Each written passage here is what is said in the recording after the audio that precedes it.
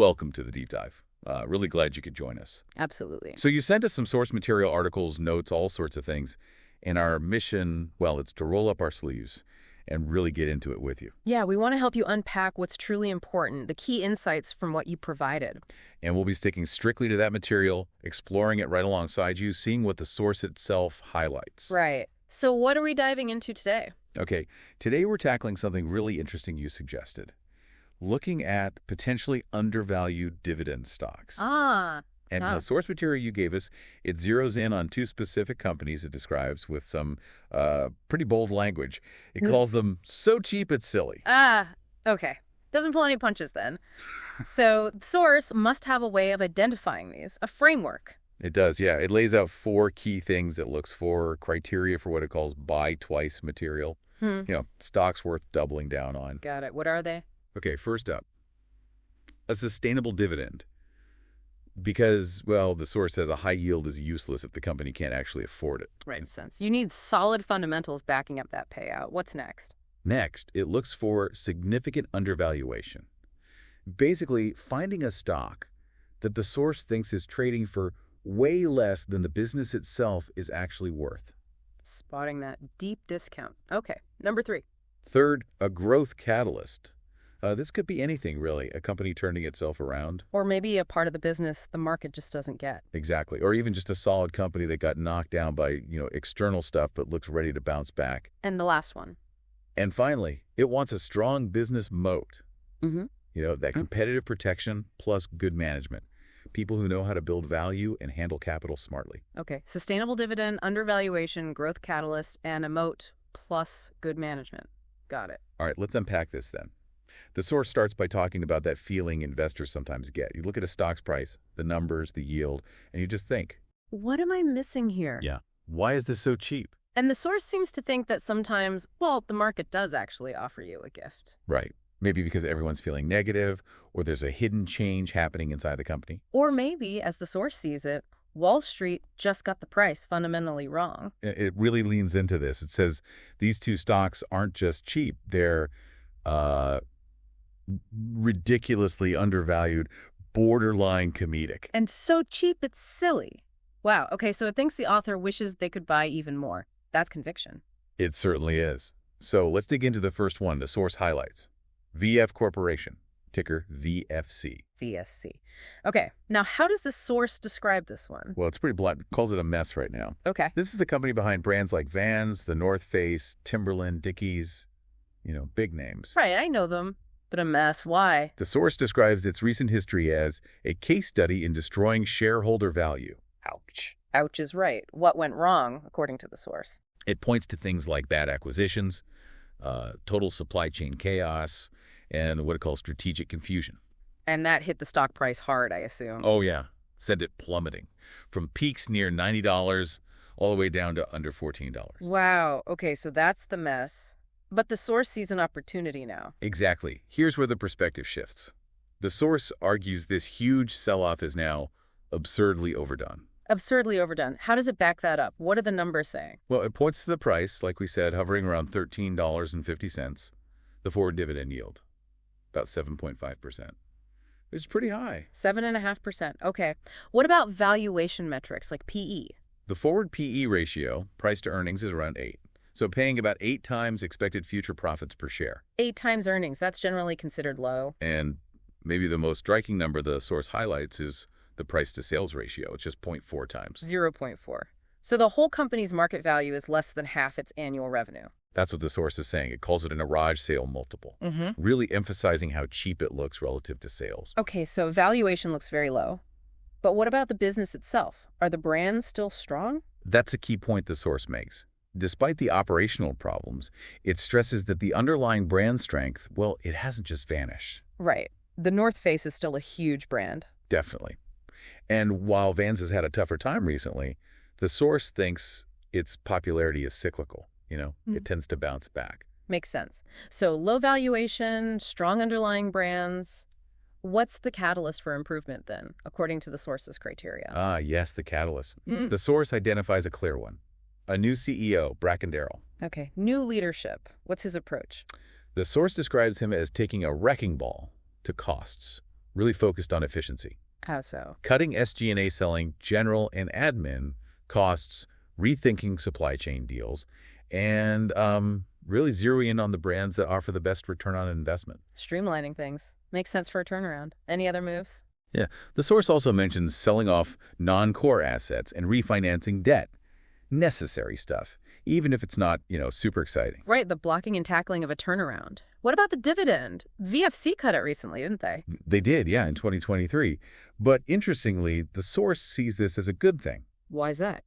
It believes the new, lower dividend is actually sustainable, even if growth stays slow for a bit. Okay, so a more realistic payout level. And at that 7.5% yield, the source basically argues you're getting paid pretty well to wait and see if this turnaround strategy actually works. And the potential upside if it does. The source suggests that if the plan even partially succeeds, you could potentially double or triple your money over, say, 5 years.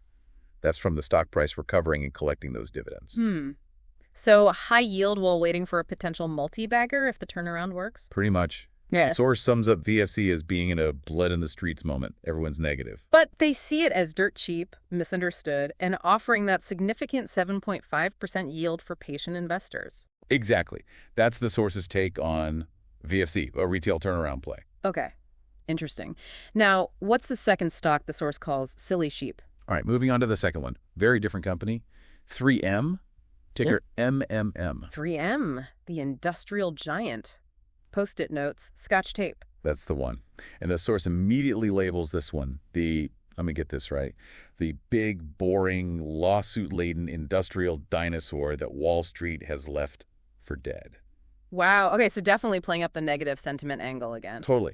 It's presented as the ultimate everyone hates it stock. I mean, this company's been around over 120 years, tons of innovation. Right, something like 60,000 products, but the market's focused on the problem. Yeah, and the source acknowledges those problems are serious. Big ones. Like the lawsuits. I remember hearing about those. Exactly. Major lawsuits over earplugs sold to the military, and then huge liabilities linked to PFAS chemicals in water. PFAS, those forever chemicals, right? That sounds like a massive issue. It is. The source doesn't downplay it, add in restructuring costs, and yes, like VFC, a recent dividend cut.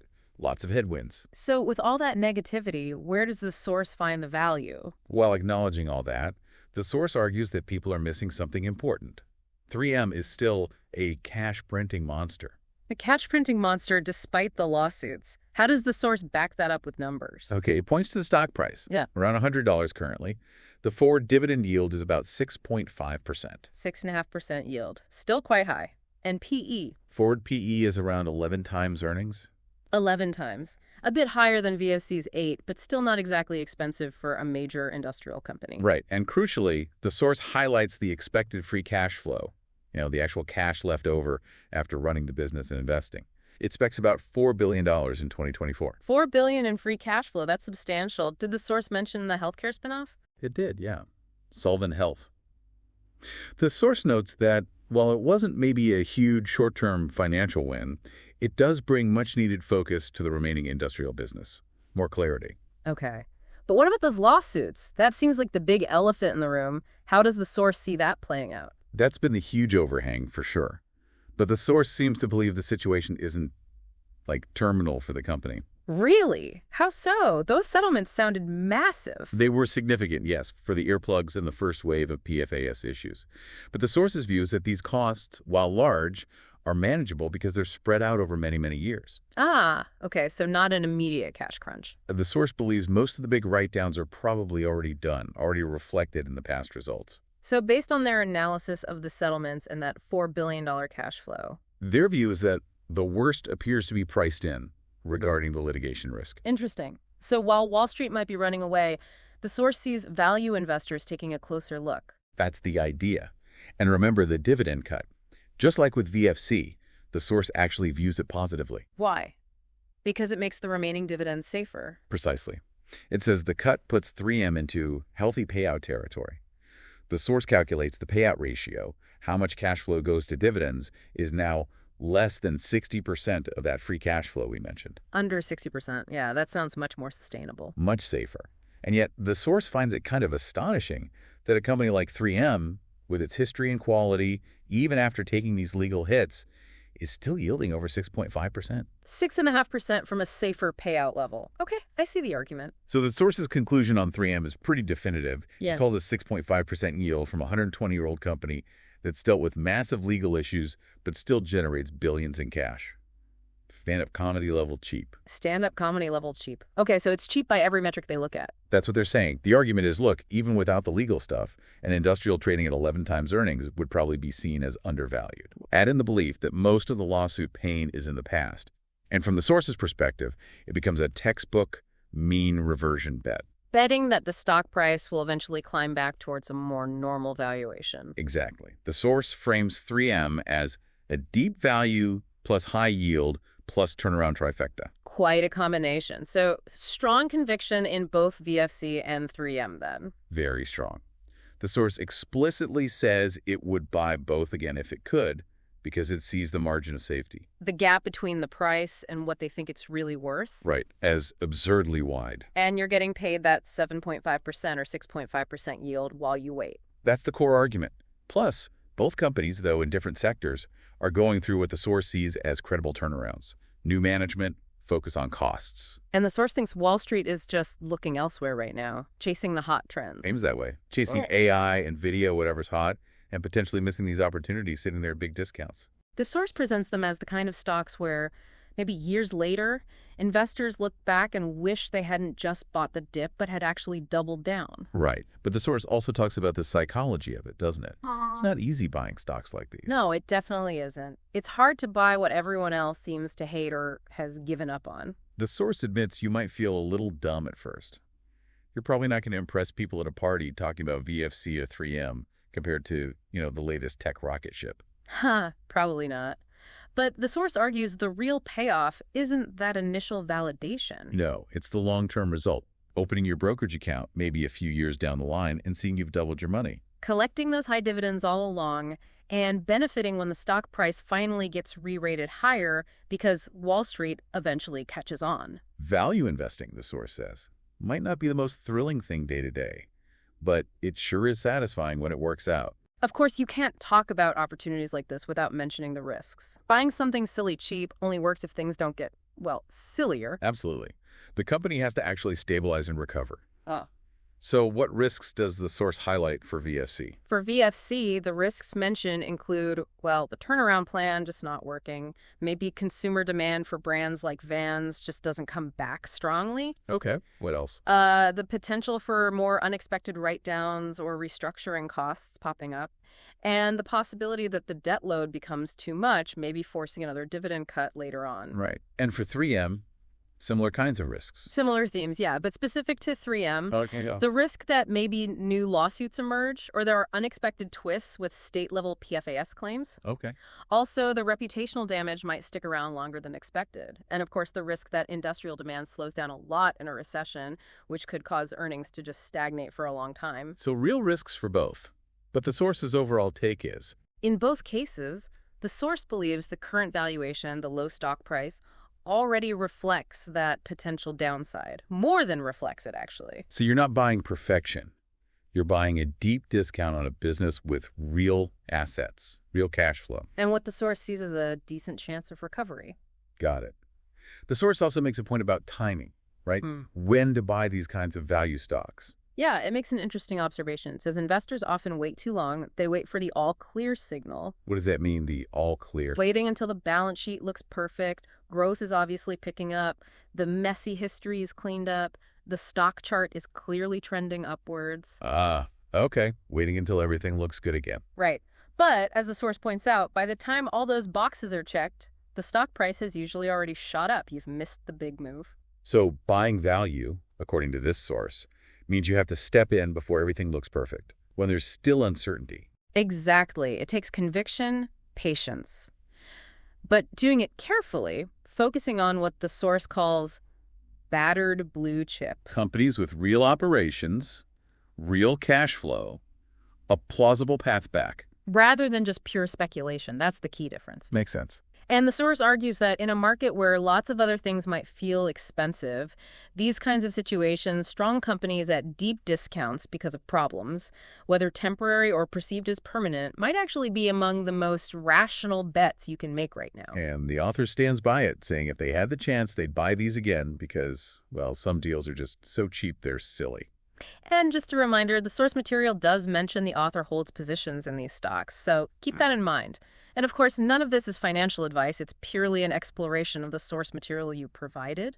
Always do your own research. Absolutely critical points. So, thinking about the source's perspective, it does raise an interesting question for you, the listener, to think about.